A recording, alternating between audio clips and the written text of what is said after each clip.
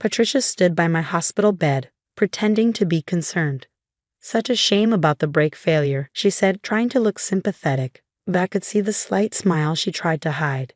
She watched me struggle to reach for my water glass, clearly enjoying my pain. "I'm Emma Carter, and 3 days ago, my mother-in-law tried to kill me. It happened on a quiet Sunday afternoon. I was driving home from my nursing shift when my brakes failed on Mason Hill Road, the steepest street in our town. The brake pedal went straight to the floor, and nothing could stop the car. But instead of panicking, I used my emergency training. I downshifted, pulled the emergency brake, and steered the car into a ditch. It saved my life. I knew then that the accident wasn't an accident at all." Earlier that day, Mike, the mechanic who checked my car, showed me his phone with a serious look. "Someone cut your brake lines on purpose," he said. He even had security footage showing Patricia sneaking into his shop the night before, wearing big sunglasses to hide her face. She said she was just there to borrow some sugar. Patricia never liked me. From the day I married her son James 5 years ago, she made it clear that I wasn't the kind of wife she wanted for him.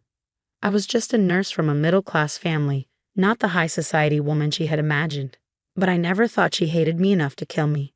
Patricia adjusted her scarf and continued, "The doctors say you're recovering well." What a relief. James was so worried. "Good thing you both got that life insurance policy last month. The one I recommended." There it was, the $2 million life insurance policy Patricia insisted we get, with her as the backup beneficiary. At the time, it seemed like just another one of her controlling ideas. But now, lying in his hospital bed, it was obvious why she wanted it so badly.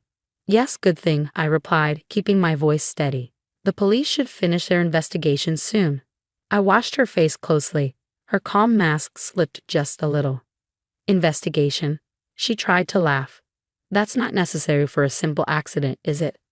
"Oh, didn't you know?" I said. "They found evidence of tampering.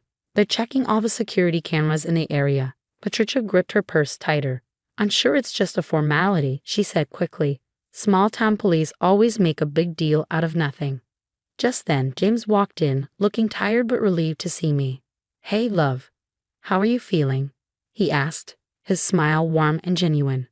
"Better now that you're here," I said, grateful for his support.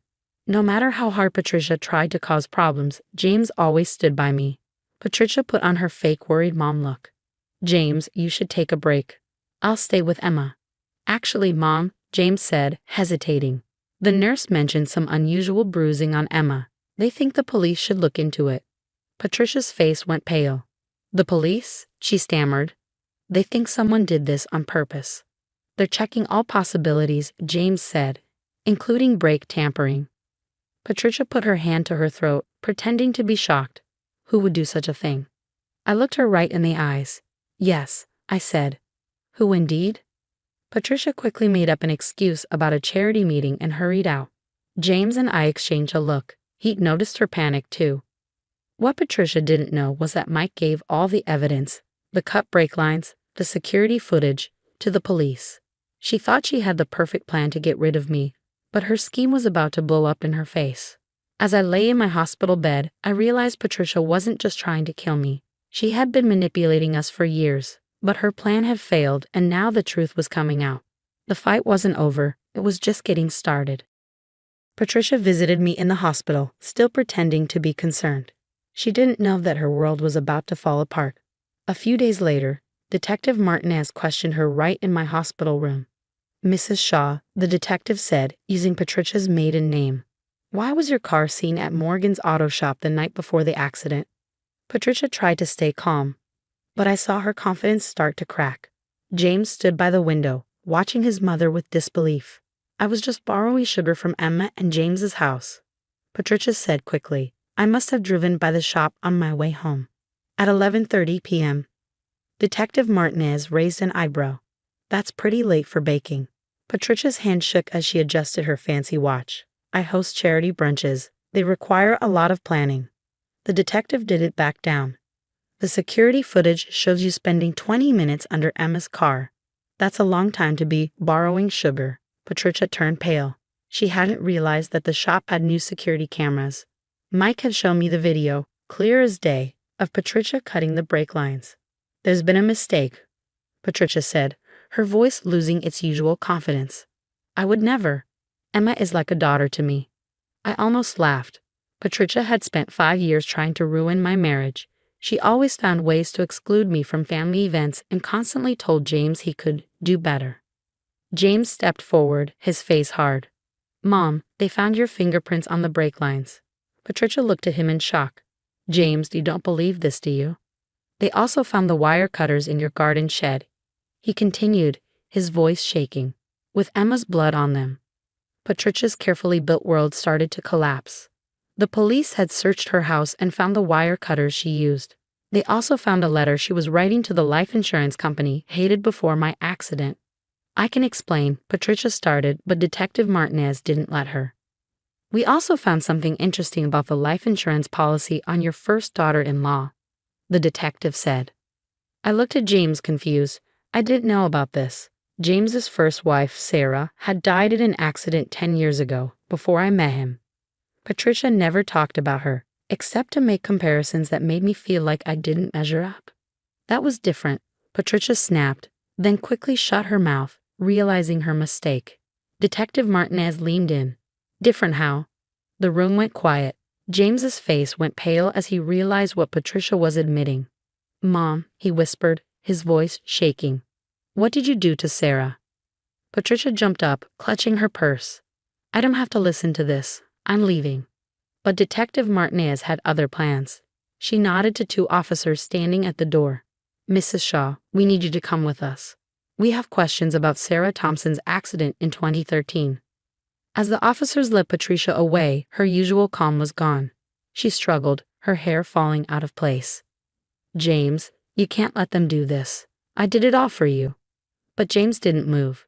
He sat next to me, holding my hand as we watched his mother being taken away. When she was gone, he looked at me, his eyes full of pain. I can't believe Sarah's accident. I never even questioned it, he said, his voice breaking. Mom always told me Sarah wouldn't want me to grieve too long. I squeezed his hand, thinking about how close Patricia had come to getting rid of me too. But unlike Sarah, I had survived, and I had exposed Patricia for who she really was. Detective Martinez turned to us. We're reopening the investigation into Sarah Thompson's death. Mr. Carter, we'll need to talk to you about your mother's actions back then. James nodded, still in shock. I remembered Patricia's smug smile when she visited me in the hospital, thinking she had won. But she had underestimated me. Her perfect plan had failed, and instead of getting another insurance payout, she was facing prison for both my attempted murder and the death of James's first wife. The game was over, and Patricia had lost everything. The trial happened 6 months after my accident. I was fully healed but more aware of how close I'd come to dying. Patricia sat at the defendant's table, no longer polished and perfect. Her fancy clothes were replaced by plain ones, and gray roots showed in her once perfect hair. The evidence against her was clear. The courtroom watched security footage of Patricia cutting my brake lines. They showed the life insurance policy she took out on me and on Sarah, James's first wife. But what really sealed her fate was the new evidence about Sarah's death. The investigation into Sarah Thompson's death showed that her car was tampered with, just like Emma's, the prosecutor told the jury. We found Patricia Shaw's fingerprints on documents canceling an autopsy, papers she had no right to sign. I glanced at James. He listened to the details of Sarah's death, his face tense.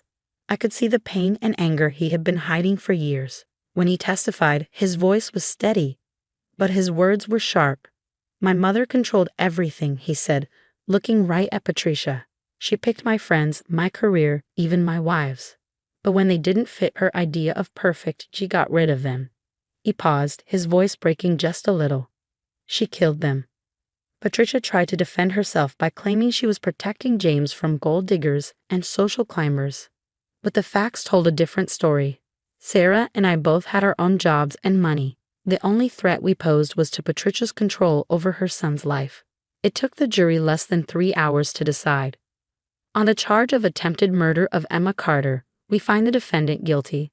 On the charge of first-degree murder of Sarah Thompson, we find the defendant guilty. Patricia finally lost her calm. James, she screamed as the guards took her away. I did it all for you. They weren't good enough for you. But James didn't look at her. He held my hand as the judge sentenced her to life in prison without parole. Reporters surrounded us as we left the courthouse. How does it feel to know your mother-in-law tried to kill you? One asked. Do you have any comments on solving Sarah Thompson's case? James put his arm around me protectively and said, my mother caused pain to a lot of people. Today justice was served. That's all we have to say. That evening, we sat in our living room, still processing everything. The house felt lighter, as if a heavy weight had been lifted. I talked to Sarah's parents after the trial. James said quietly. They always felt something was off about her accident but couldn't prove it. They thanked us for helping them find the truth. I held his hand. They have closure now. So do we. James let out a bitter laugh. You know the sad part? Mom was always scared of losing me, of losing her place in my life. In the end, she did just that. Her actions pushed me away. The doorbell rang. It was Mike, the mechanic whose security footage was key to convicting Patricia. He stood awkwardly at the door. I just wanted to see how you're doing, Mrs. Carter. When I saw those cut brake lines, he shook his head. Well, I'm glad you're still here. Some people get what they deserve. After Mike left, I thought about Patricia, now alone in a prison cell. Her need for control cost her everything, her freedom, her son's love, and her image of being the perfect mother. That night, James and I sat on the porch, watching the sunset. The air was warm and smelled of summer. For the first time in months, I felt truly at peace. James looked at me and asked, what now? I smiled, thinking about the future, a future without Patricia's dark influence. Now we live our lives the way we want. No more looking over our shoulders.